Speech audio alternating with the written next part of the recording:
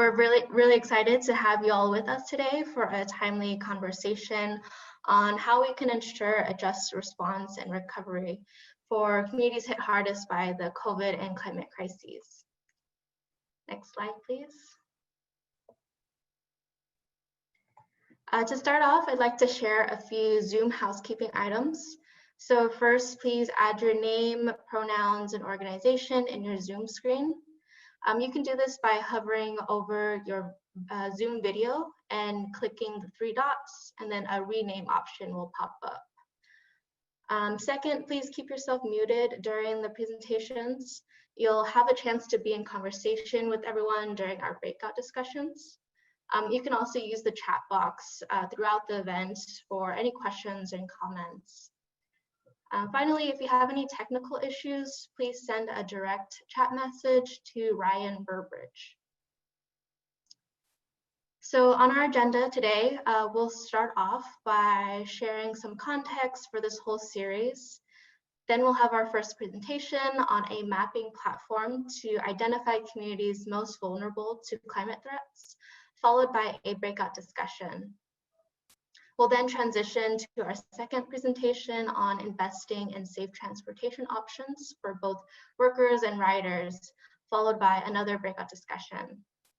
So I hope you all are excited to hear some great presentations. Next slide, please. So now I have the honor of introducing our speakers. Your co-MC today will be Mariela Racho, who is the Policy and Education Strategy Program Manager at California ReLeaf. And for our first presentation, you'll hear from Ami Raval, who is the Research Director at the Asian Pacific Environmental Network, or APEN, and Sona Mona, who is the Senior Policy Analyst at Greenlining Institute. For our second presentation, you'll hear from Chanel Fletcher, the Executive Director at ClimatePlan, and Josh Stark, Advisory Board Member at ClimatePlan. Now I'll pass it to Mariela to frame our conversation for today. Thank you, Tiffany. So for today's meeting, here is some context. As discussed in our last town hall meeting, overlapping systemic policy failures is one of the primary reasons why communities of color and low-income communities are being hit the hardest by COVID and climate change today.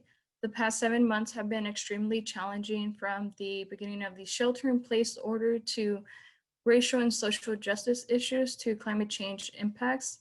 The conditions that made our communities vulnerable to the virus in the first place are a direct result of decades of historic and systemic racist policies and practices such as redlining that have left residents with extremely high levels of air pollution, poor infrastructure and health, lack of green space and open space, and economic insecurity. And so it is no accident that our frontline communities are being impacted at such a disproportionate rate.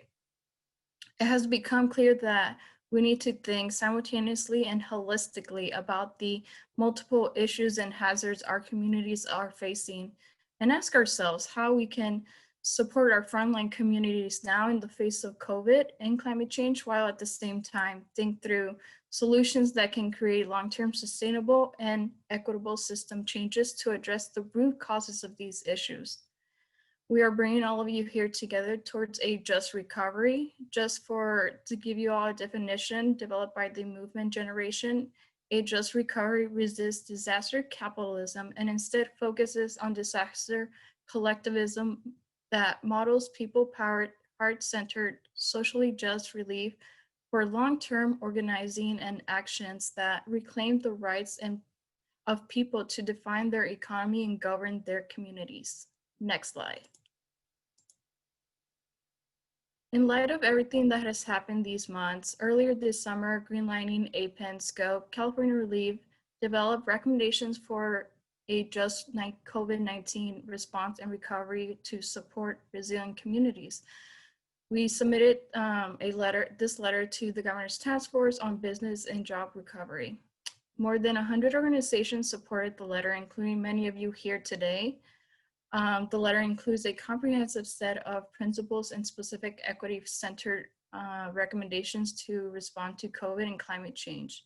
The graphic on this slide provides an overview of the recommendations that we developed, and you will all see that the recommendations fall into three main buckets: making equity real, strategic green investments, and achieving economic resilience and recovery. So by focusing on the triple bottom line of racial equity, equity recovery, and climate resilience, we hope to advance systemic transformation and address the multiple needs and concerns of primary communities. We are beginning, as they begin to recover from COVID and continue to address climate change issues. And so the multiple recommendations we developed, we want to focus and discuss here the recommendations that have been gaining the most traction by the Governor's Task Force. Next slide. In September, we hosted our first town hall meeting on the Office of Racial Equity and Green Investments. This is the second town hall meeting. For today's meeting, we will focus on the Climate Vulnerability Mapping Platform and Safe Transportation. And at our last town hall meeting on October 20th, we will focus on workforce development and closing the digital divide. To learn more about other recommendations we developed, you can find them in our full letter we sent to the Governor's Task Force, where Chuck will drop a link to that here in the chat. So before we move to our first presentation, I want to lastly share our goals for this series. In short, hopefully by the end of the series, you will all have understanding of the 6 recommendations we will discuss, an opportunity to hear your thoughts and input to the recommendations, and to share the priorities you are all working on that aim to advance the triple bottom line. And in the long term, we want all of you to build on the work we developed together during these town hall meetings, stay in touch with all of you and see what policies and funding opportunities for 2021 we can collectively work together and advance and have real change to build for a just, sustainable, and resilient California. Next slide. Now I'll turn it over to Ami and Sona to present on the Climate Vulnerability Mapping Platform. Thank you, Mariela. Now Sona and I are going to be presenting on our proposal for a climate vulnerability mapping platform, which is the first topic that we'll be focusing on. And so I'm gonna open with some context setting and share some of the work that's the foundation for this idea. And then pass it over to Sona to discuss the details of the proposal itself. Next slide. So for folks that were able to participate in our last town hall, we had named as part of disaster resilience the cascading disasters of fires and heat waves and the pandemic that are all combining to make it particularly challenging for communities across California in terms of our health, safety, and well-being. And just the months of August and September this year, specifically in the Bay Area where APEN organizes, really sort of gives us a picture of what we mean when we say cascading disasters and cumulative health burdens. And I want to offer this picture just to sort of ground us in the proposal. Next slide. In mid-August, we saw the Bay Area hit record temperature highs in an intense extreme heat wave. That same weekend, we saw rolling power outages that led to a failure at a wastewater treatment plant, polluting the bay with 50,000 gallons of sewage, preventing folks from cooling off in the water. Simultaneously, the very same day in Richmond, where our communities live on the fence line of the Chevron refinery, flaring sent black smoke above the area, forcing families to close their windows, even though it's so hot. And then that same weekend wrapped up with a rare lightning storm that started an early wildfire season, accompanied by a month of relentless poor air quality that choked the region without relief, which was unprecedented. And most recently, at the end of last month, we were bombarded again with this same sort of triple whammy of smoke, heat, and smog, with fires continuing to rage in Northern California, representing the worst in the region's history. And so these are the stories and lived experiences that we are confronting on a daily basis. Next slide. And maps can play a role in depicting these exposures alongside the existing health and neighborhood conditions. And the power of mapping is that it can really help us understand what we are seeing today and what we can anticipate in the future. Next slide. And so that's a question that APEN's Mapping Resilience Report, which many of you may be familiar with, that we've been presenting on and sharing over the past year. That's a question we really seek to explore and build out. How can maps support us in visibilizing these stories and lived experiences? Next slide.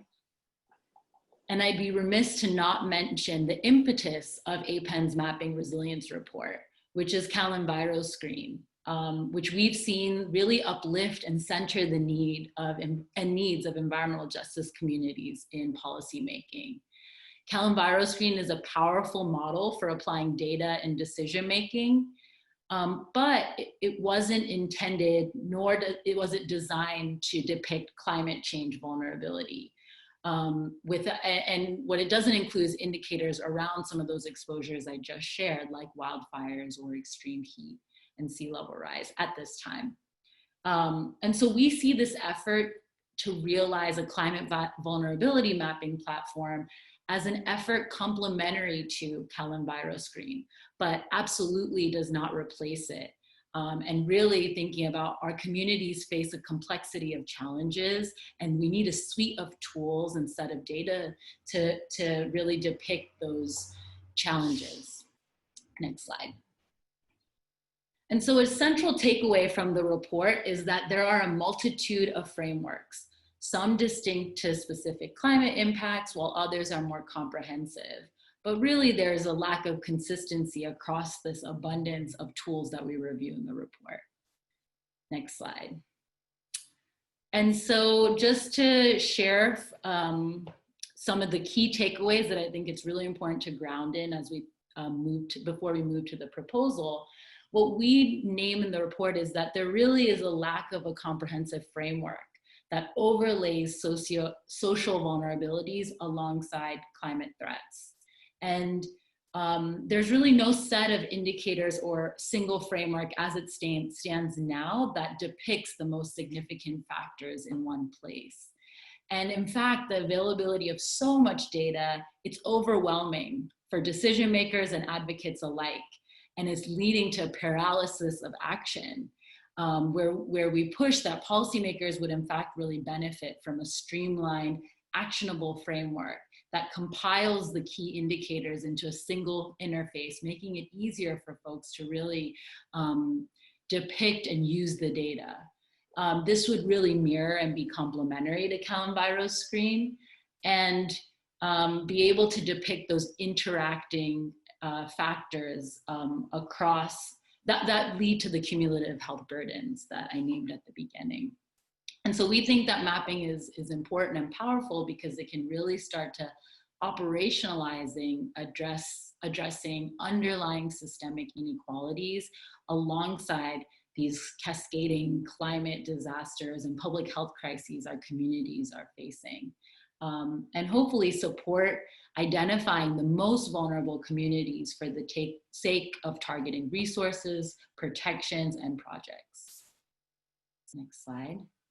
And finally, one thing we really reinforce in the report is that we must ground truth and complement mapping with community expertise, because data limitations really caution us to rely on any single mapping framework to sort of exhaustively capture and identify all the relevant factors. And so it's really key that our public officials and decision makers integrate quantitative data with the experiential knowledge and stories that our communities have being on the front lines, and making sure that our public processes involving mapping are inclusive and participatory. So I'm going to leave y'all with that as the foundation and pass it over to Sona to share more about the actual proposal. Thanks so much, Ami, and welcome everyone. Good morning. So now that Ami's kind of shared the foundation for this idea, I want to share what our actual proposal to the task force looks like. Next slide, please. There's a lot of information on the slide, so we're going to spend a little bit of time going through all of it. But for the big picture overview, for this mapping platform, we're recommending that the Governor's Office of Planning and Research develop the platform through a collaborative partnership model between state agencies and community leaders. And so this mapping platform would be housed under OPR's Integrated Climate Adaptation and Resilience Program, or ICARP, which aims to develop a cohesive and coordinated response to the impacts of climate change in California. And to inform how this platform gets developed, which indicators to use, we envision a very strong collaborative partnership model between state agencies and a community advisory committee. And I want to spend some time discussing the Community Advisory Committee because it's really foundational to this entire proposal and builds off of what Ami just shared to ensure that we're centering the vision and expertise of communities that have been disproportionately impacted by climate change. So you can follow along by looking at the box on the right side of this slide. So this Community Advisory Committee is really the transformative element of this proposal. We want to find ways to shift power and ensure that people in communities who have been most impacted and who are on the front lines of climate change have power to influence policy decisions that can build healthier and more resilient environments, especially for our communities that have been long excluded from policy decision-making processes. And so this advisory committee would be independently funded through philanthropic support. It would operate outside of any single agency process or structure. The committee will drive climate resilience priorities like the mapping platform, but we recommend that the committee not be limited to only informing the mapping platform, but to also support other relevant resilience policies, like safeguarding California when it's updated, or relevant legislation like a resilience bond.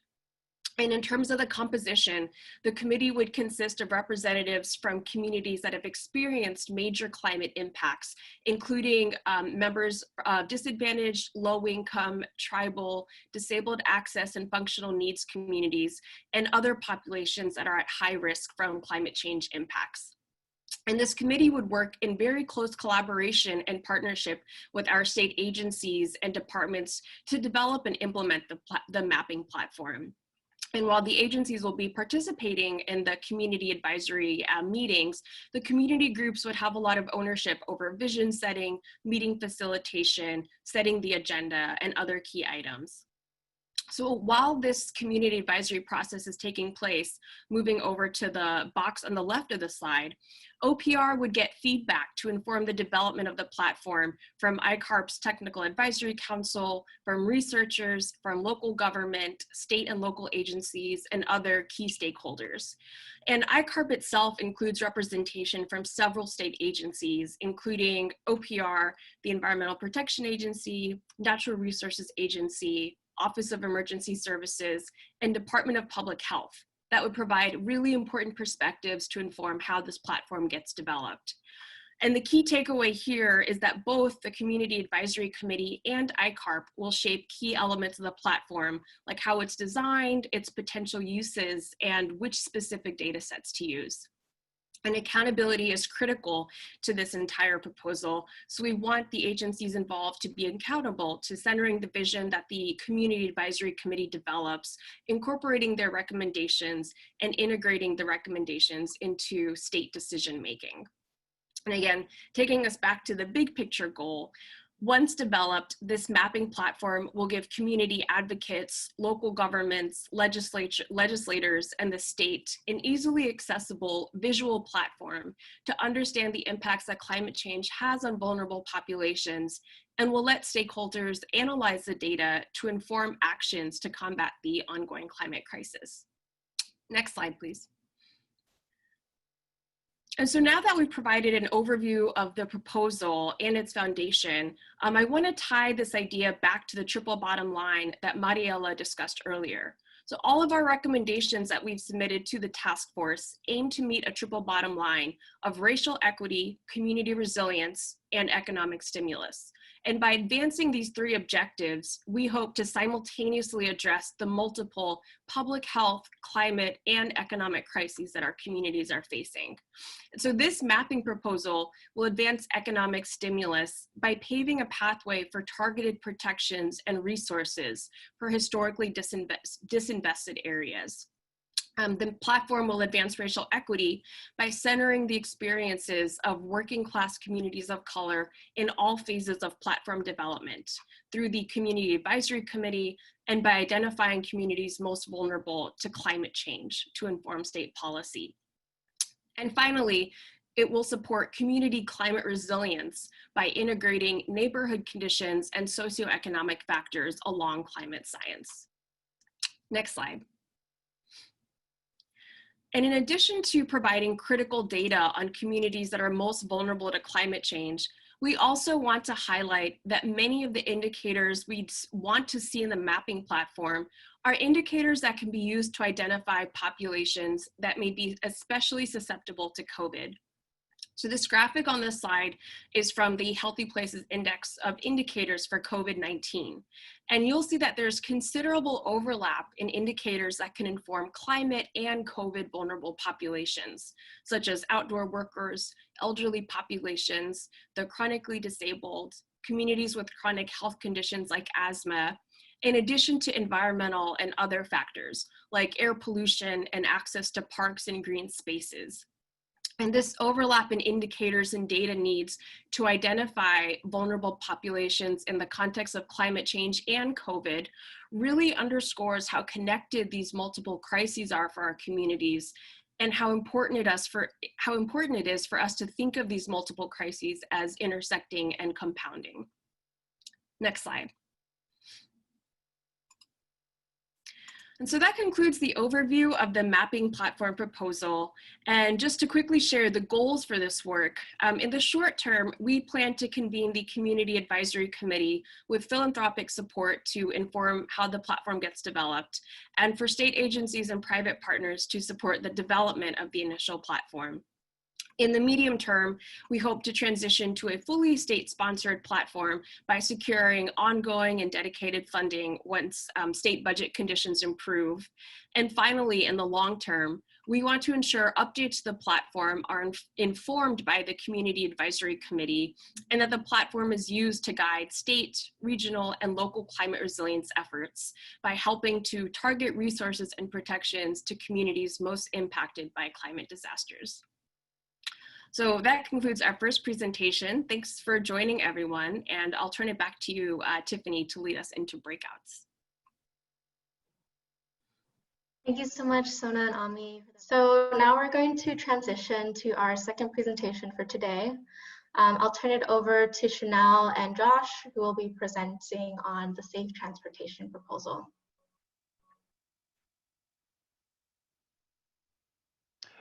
Hi, this is Joshua Stark with ClimatePlan. I'm on the advisory board of ClimatePlan. Thanks to Chanel and Chuck and many of the others for that seat there. If you could forward the slide along. Thank you. It's always nice to open with a picture like this, huh? Make everybody reminisce about what it looked like before the pandemic hit and people were stuck in traffic. This is from the Bay Area, but this could just as easily be the 405 in LA, right? Could be chunks of San Diego, even parts of Sacramento from time to time. I'm going to give a little bit of background just on social justice and transportation policy and infrastructure, and then Chanel will talk about the proposal. Next slide, please. So as it's repeated quite frequently, transportation is the single largest emitter of greenhouse gas emissions in the state of California. It accounts for approximately 40% of total GHG emissions, just tailpipe. That doesn't count the additional refining that goes on actually at the refineries themselves. So if you count that in, and And then if you include big asphalt, which would be you know, road building, the GHGs that come from making concrete and refining for the tar and asphalt that goes into roads, you'll find that transportation is a tremendous burden on climate change. But what isn't brought up as frequently, but is still brought up and is very important, is that transportation is built on structural racism. And when I mention that, you know, when we talk about structural racism, oftentimes that term is more esoteric, and it talks, you know, people refer to the structures of racism within our judicial system or within education. But when you talk to folks working on transportation infrastructure, it just as frequently means the actual physical structure was racist. It was created as a way to disperse communities, to remove communities, to split communities. Next slide, please. But you know, and as I show you these climate issues, I want you to get to think of that in parallel. That these issues now come back to us kind of through other means, through climate as an issue, through air quality concerns. But to keep in mind that oftentimes transportation projects are the single biggest state investments that you'll find in any given community, just about. They dwarf other investments that you'll see, like water quality improvements or, you know, things of that nature. You're talking about, you know, billions and billions of dollars being spent every year in a system that is so ubiquitous. It's a medium through which people move, and so people don't often think about it. It's kind of like the fish in the ocean thinking about water, right? It's how we get around so frequently, or how we don't get around. But when we don't see, when we don't know what options we don't have, then we can't recognize the injustices that are necessarily being put upon our communities. Next slide, please. So you'll notice this quotation from Robert Bullard up on top is what I'm talking about. The infrastructure that came to be the freeway system was built on white flight that happened at the same time. I know that Greenlining spends a lot of its time working on redlining issues. You know, white flight was the other side of that coin, where you had this huge freeway system built out in the 1950s and 60s to allow wealthier white families to live in the new suburb life, away from black and brown communities, and to continue segregation policies physically on the ground. And so in Sacramento, for example, I'm here in West Sacramento. In Sacramento, across the river, the I-5 was built right over an African-American community and right over Japantown. So if you visit what is called Japantown now in Sacramento, it feels like it's maybe 3 blocks. But you realize that, you know, 3 or 4 blocks of freeway space physically took over those places, and many people were removed. So if you visit, say, the Buddhist temple in Sacramento, it's right below the elevated freeway, right over it. But there were many other houses through these communities, and in Sacramento, what is now considered Old Sacramento was another deeply low-income community that was, you know, quote unquote, preserved as a gold rush era, but it's actually more of an amusement park in reality. And that community was a low-income community. It was predominantly African-American.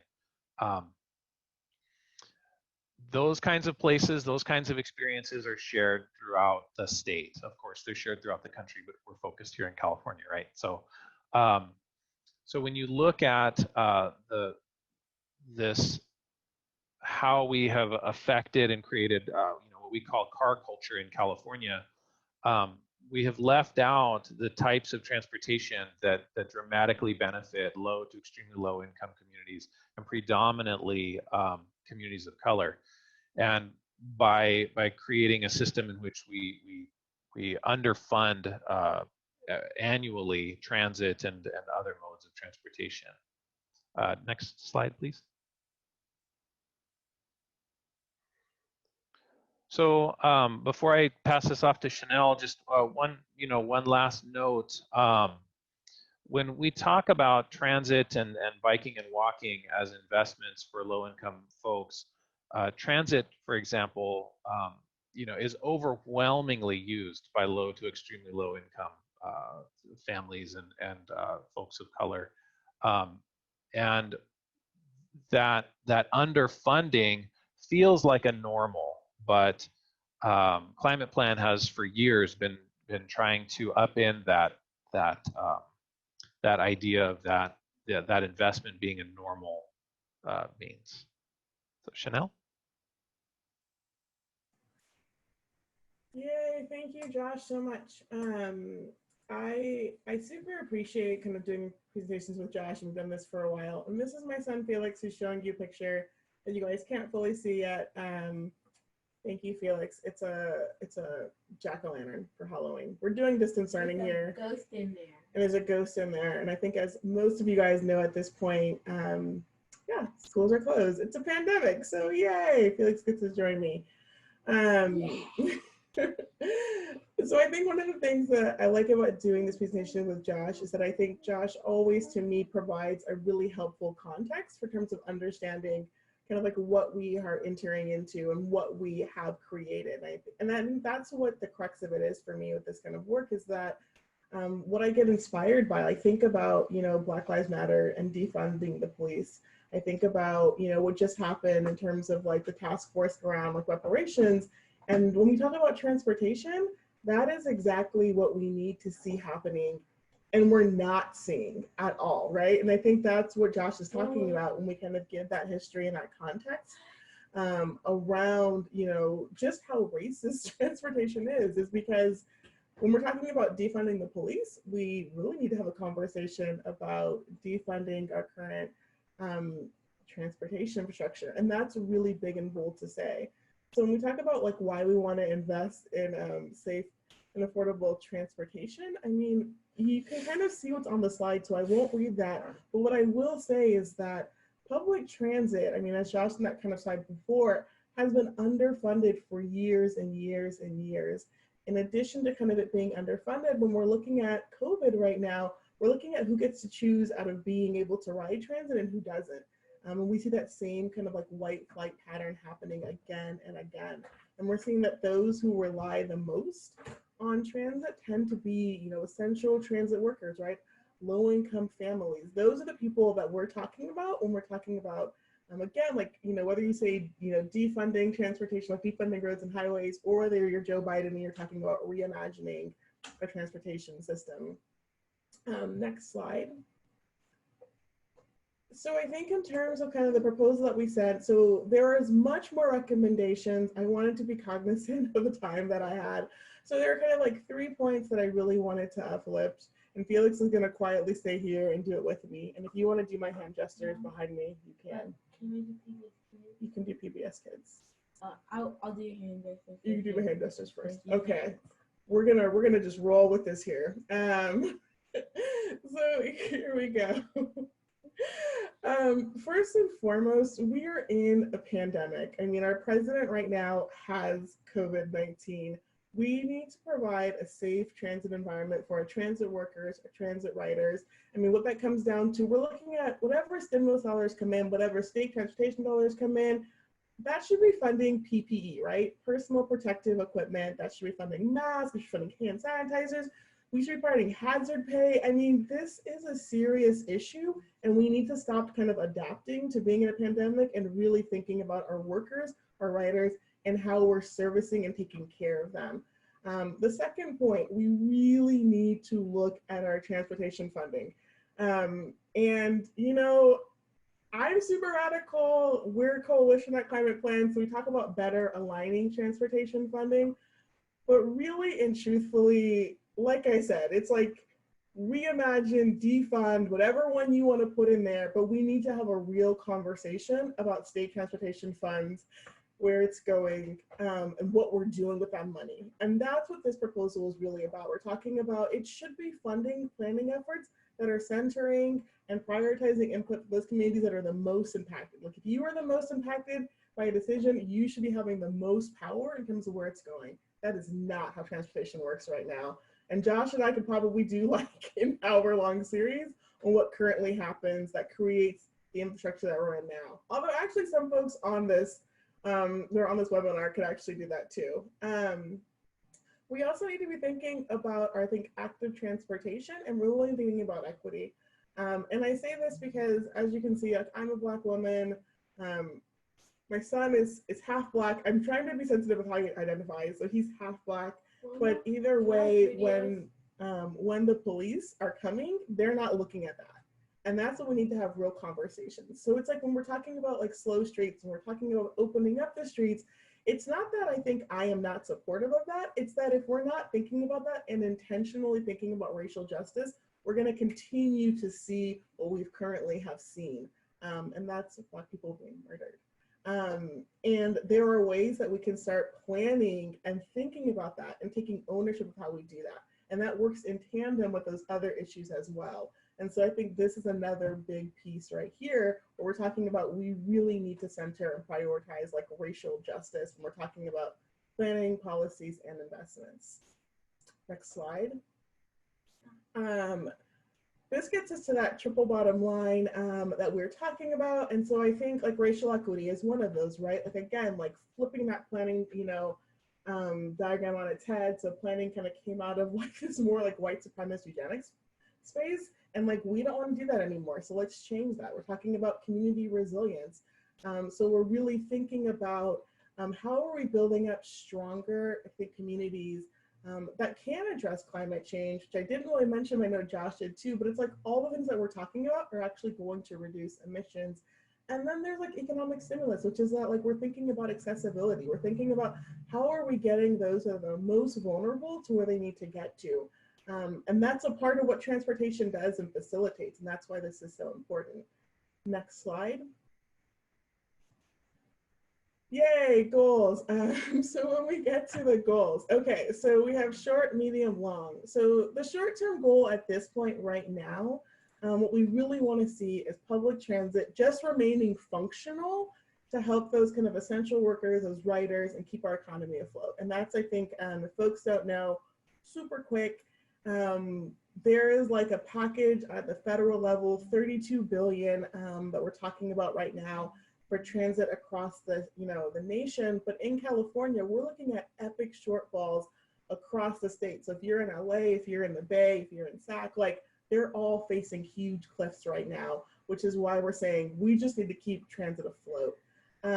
Medium term, we're looking at like thinking of that shift in transportation funding and thinking about where the money is going, but that's kind of a signal to these state transportation agencies and also the local and regional agencies and local electeds that the governor is committed to this. I mean, he just made a huge announcement, which I guess Josh and I probably should have acknowledged up front of like, by 2035, like we want to see 100% ZEV sales.